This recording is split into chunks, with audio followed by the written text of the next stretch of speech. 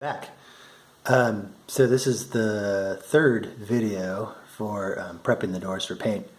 You should go watch the first two if you missed any of that. I think the first two are, I just had some camera confusion in the middle, so they should be just kind of one video. Cover sanding and caulking and patching holes. So the next prep video is going to be just getting everything ready to paint, getting everything up on the stand so that they move around, and we'll come back and primer in the next video.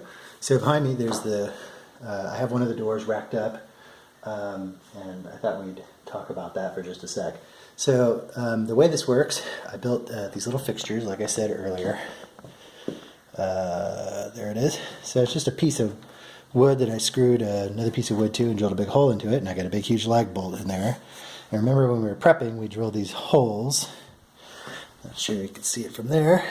We drilled holes in the end of the door that act as a pivot point. So I've got one in there, and then coming over to the other side of the door, I have one there as well. So my sawhorse, I've cut a little notch into the top here. There's probably a couple of different ways you could do this. I drilled a hole in it and kind of ruined the top of the sawhorse, but you could clamp a block of wood up there or something like that. And so we have an axis of rotation here right now. I put these other two screws on here, one on either side here. Looks like we got some blood coming out somewhere. And over here, and these are just 3-inch drywall screws. And those keep the door from moving around while I'm painting. So what I normally do, to grab the drill here, you have to look at me for a sec while I do that.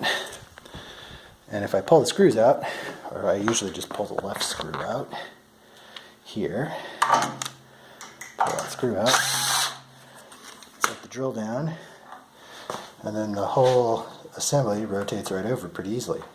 So what I do is I'll paint one side, pop the screw out, and then I can use this screw as a handle to just flip the door over. And then I can paint the other side. So I'll flip it over and then put this screw back in and run it in there. Just a tiny bit. And that keeps everything from moving around while it's painting in case it's a little imbalanced or anything like that. Okay? So I did make these little fixtures here. They're not that elaborate. It's just a couple of pieces of 2x4. The bolt through the middle, and I clamp them up here. I've got a table saw and a welding table here and another table in the garage, and I built them all the same height so that I could use them as outfeed tables for the table saw, and they happen to be just a little bit higher than the sawhorses, so that's why everything is set up the way it is. I don't think there's any reason why you couldn't just use two sawhorses that were configured the same way as this one with a notch in the top. Same thing on that end. If you had 4 sawhorses, you could do a couple of doors at once. Yeah, it's just kind of the way it worked out here because we have these tables in here. So it's nice I can do 2 doors at once and I can use just 2 sawhorses for that. Anyway, you can see it's a pretty stable platform. Got the other door sitting over here. I'll get that one racked up real quick. It only takes a minute and you can watch me do that. And then we'll sand out the repairs and hit it with the tack cloth and get it all prepped. So I've got my other sawhorse sitting over here. Obviously, since that door is just standing over there, it doesn't have the bolt in the bottom yet. So we're going to put the fixture up on the welding table here and set the door on the sawhorse, crank the bolt in real quick, and then scoot the sawhorse back underneath it. So I'll go do that real quick. It could turn into funniest home videos if I trip with the door, so hopefully that doesn't happen.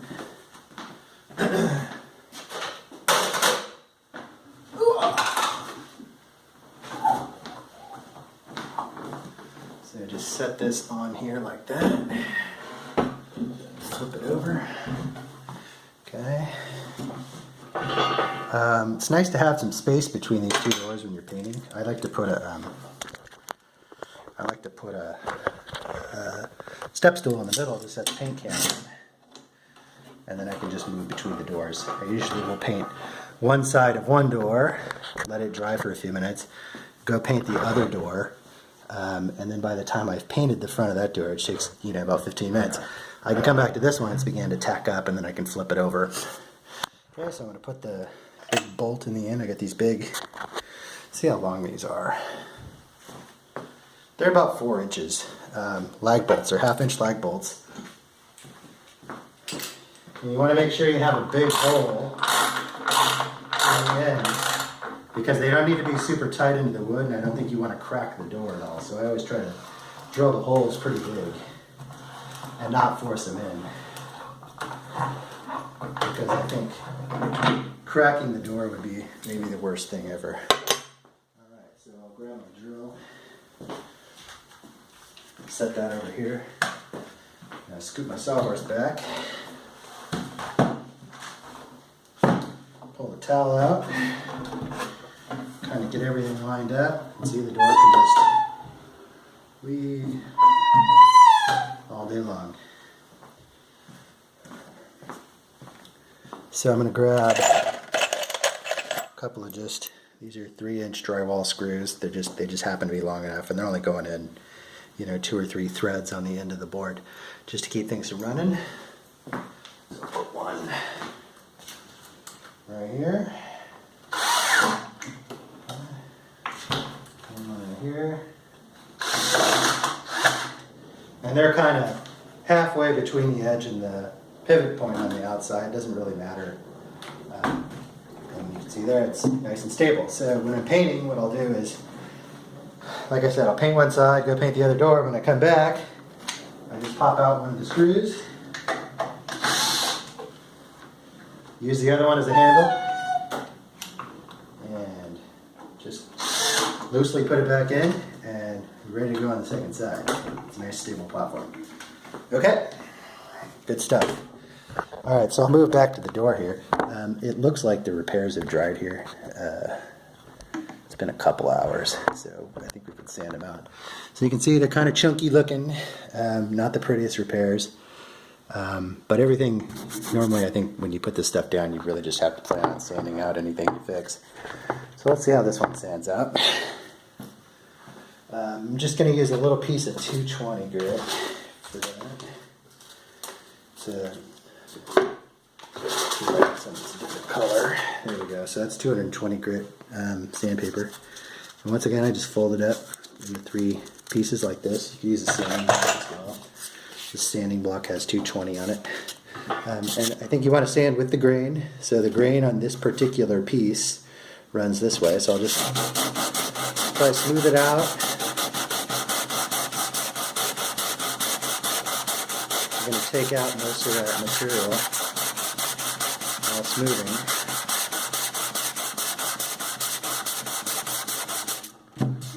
Yeah, and when we paint this, it's going to look, or when we primer, it's going to look terrible. There's going to be an ugly spot right there, and you're going to go, oh my god, what do we do? It's going to show through. It doesn't. The primer, just, this material absorbs primer differently than the wood. It, pulls the water out of the primer, so it looks like a dry spot. Okay? So that's nice and smooth. I can't even feel those holes anymore. I'll get this one over here real quick, and there weren't too many repairs on this side. So you just patiently back and forth, try to keep it flat.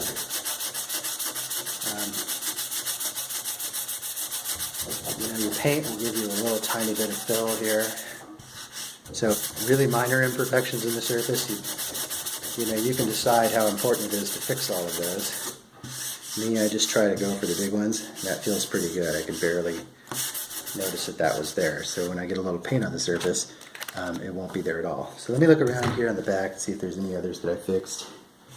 A little one right there. And a little one right there. Okay. So next step here is just going to be to vacuum all this up once again with the same vacuum we were using earlier.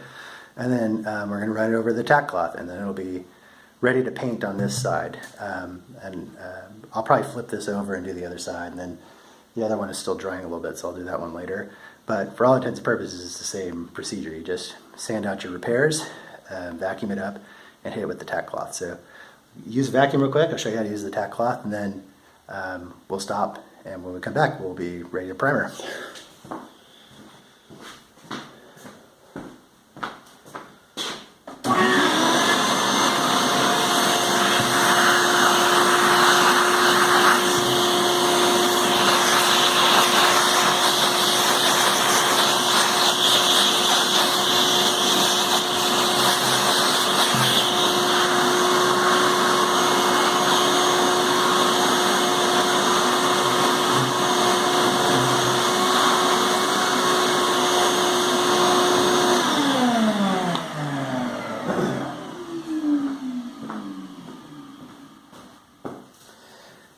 Okay, so I'm a little bit of a sissy about getting this tack cloth stuff on my hands, and I'm the same way with paint. I just don't like having it all over my hands.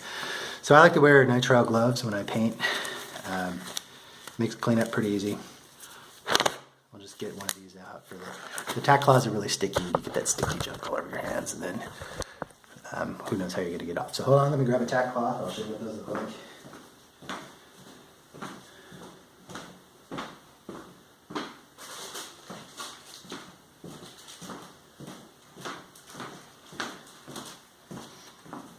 Here's tack cloths right here. I got these at Home Depot. I think there's 3 in a pack, and they're like $1. Really cheap. So what you do with that, you pull it out. Let me get another glove on.